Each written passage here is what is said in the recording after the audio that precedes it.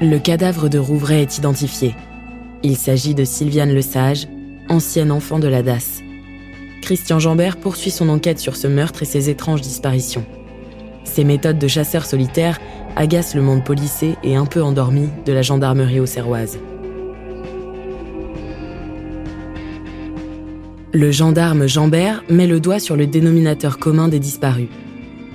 La plupart ont côtoyé un chauffeur de car scolaire, conseiller municipal, très présent dans le quotidien de ces jeunes femmes fragiles. Il s'appelle Émile Louis.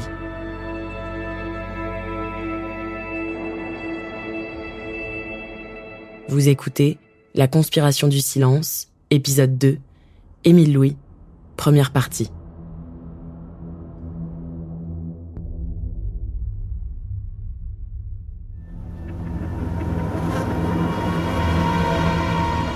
Le corps découvert à Rouvray, en juillet 1981, a été identifié. Il s'agit de Sylviane Lesage, 22 ans. Sylviane, c'est une jeune femme qui attendait toute la vie. Corinne Herman, avocate spécialiste des cold cases. Elle est handicapée mentale, elle est comme d'autres, c'est-à-dire c'est un handicap léger. Stéphane Minca, journaliste. Ça n'empêche pas de bosser, ça n'empêche pas d'aller se marrer, ça n'empêche pas de sortir et de faire des courses.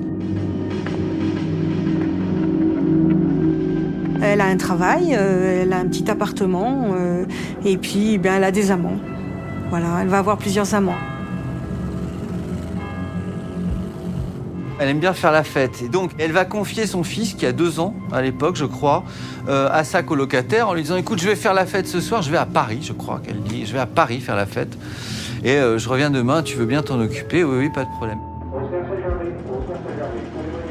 Elle est sur le chemin de la gare. On sait qu'elle avait dit qu'elle avait rendez-vous, on pense qu'elle avait rendez-vous avec un homme à Paris. Elle va à la gare avec sa petite valise et on la reverra plus jamais.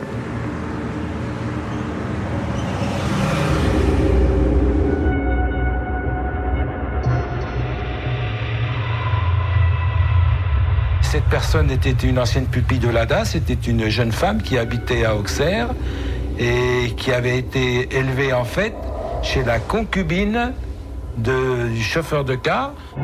Et donc, Jambert se retrouve avec une connexion immédiate entre Émile Louis et la disparue Sylviane Lesage.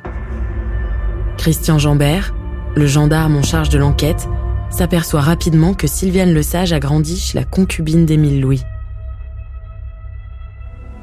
Jambert, depuis qu'il enquête sur les disparus locales, il voit passer un Émile Louis de temps en temps dans son dossier. Parce qu'il est ici chauffeur de car, parce qu'il est là la dernière personne à avoir vu une des disparues. Il enquête, Jambert. Donc il va s'intéresser au bonhomme. Il va très sérieusement s'intéresser au bonhomme. Émile Louis a passé toute sa jeunesse à Rouvray. À Rouvray, à l'époque, il y avait, si ma mémoire est bonne, il devait y avoir 170 habitants. Je m'appelle Jean-Bernard Papa. Je suis né en 1948 et j'habite Rouvray depuis les années 50. C'était une petite commune rurale avec des ouvriers, des agriculteurs. C'était un village agréable. Émile Louis, il habitait à la garde-barrière du PLM. Il avait 27-28 ans peut-être, je sais pas, hein. Je me rappelle, j'avais entre 10 et 14 ans.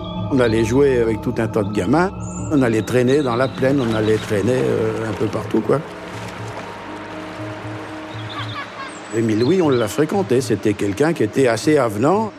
Je vois, nous, quand on était en groupe, les gamins comme ça, ils venaient, des fois, ils s'arrêtaient, ils nous serraient la main. « Salut les gamins, ça va? Qu'est-ce que vous faites ?» Vous voyez, c'était quelqu'un à qui on pouvait accorder sa confiance, hein. Physiquement, c'était un petit bonhomme, je vous dis, assez dynamique. Quand il prenait la parole, il était assez expressif, il avait des gestes, vous voyez, bon. Hein, il était, à la limite, il aurait pu faire un homme politique. Je me souviens des gens qui disaient « Ah ben, Michou, c'est un beau parleur ». Vous voyez, il endormait un peu son monde, quoi.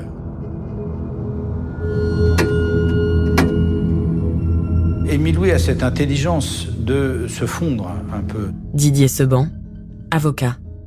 Il est attentif à bien s'entendre avec les notables, il est ancien combattant. Il est toujours présent à toutes les cérémonies militaires. Il est chaque fois là pour à la fois rappeler le rôle qu'il a pu jouer en Indochine, mais aussi pour montrer qu'il est inséré dans la société.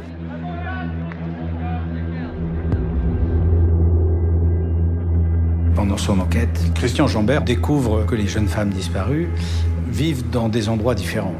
Certaines sont en famille d'accueil, et puis d'autres sont en foyer.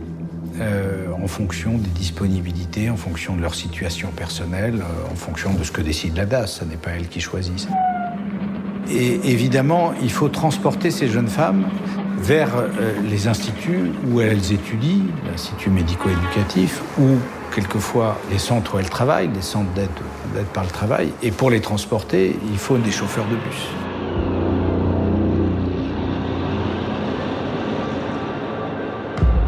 Émile Louis, c'était le chauffeur de bus officiel des instituts.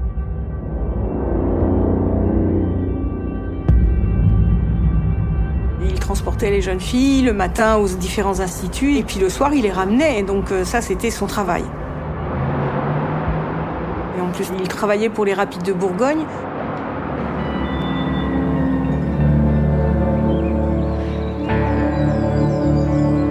Dans ce bus, il y avait celles qui étaient les préférées, les petites chouchoutes, qui pouvaient s'installer autour de lui, auprès desquelles il avait des gestes qui étaient extrêmement déplacés et puis qui finalement lui faisaient plaisir en adoptant certaines tenues.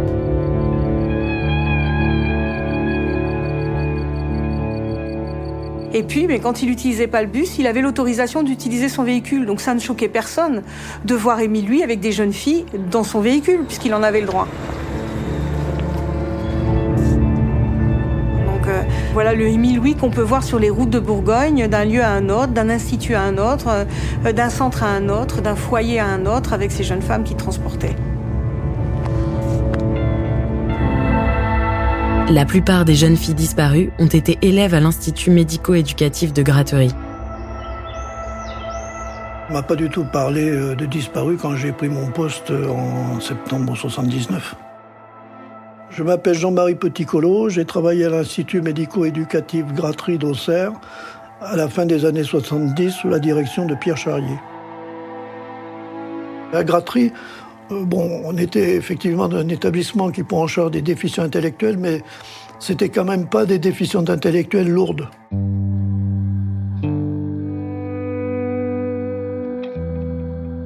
Il y avait des jeunes filles de la DAS qui étaient plus ou moins abandonnées par leurs parents. Et puis, il y en avait qui étaient aussi dans leur propre famille. Il y avait des enseignants détachés de l'éducation nationale qui donnaient des cours. Et il y avait de la formation professionnelle.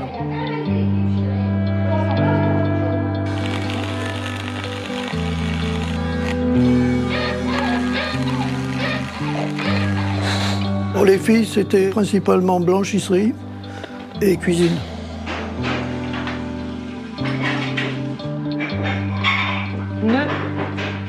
Quand je suis rentré en 1979, l'Institut médico-éducatif était dirigé par Pierre Charrier.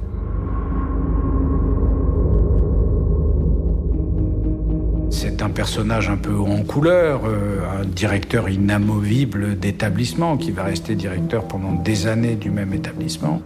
On est dans les années 60, 50, 60, début 70, où on sort les handicapés de ce qu'on appelait des asiles, qui étaient de vraies prisons en réalité, où on ne les soignait pas, pour essayer de monter des projets éducatifs. C'est révolutionnaire à l'époque. Charrier fait partie de ces gens qui vont révolutionner le monde du handicap.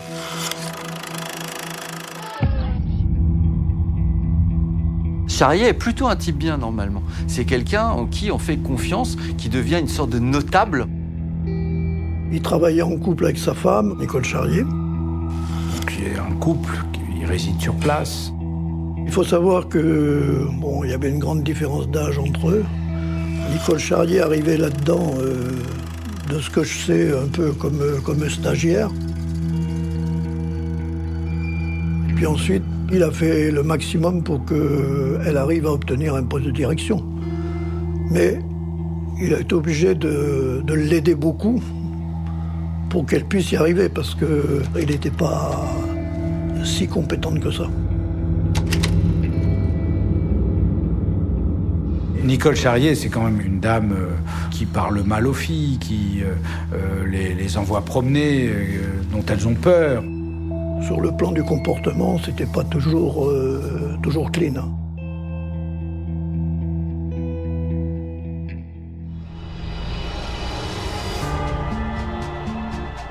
Vous venez d'écouter La conspiration du silence. Si vous avez aimé ce podcast, vous pouvez vous abonner sur votre plateforme de podcast préférée et suivre Initial Studio sur les réseaux sociaux. La conspiration du silence est un podcast coproduit par Initial Studio et Amda Productions, adapté de la série documentaire éponyme, coproduite par Amda Productions et France Télévisions. Cet épisode a été écrit et réalisé par Vincent Hérissé et Thierry Fournet. Production exécutive du podcast, Initial Studio. Production éditoriale, Sarah Koskiewicz et Astrid Verdun, assistée de Cypriane Ligère. Montage, Johanna Lalonde, avec la voix d'Alix Martineau.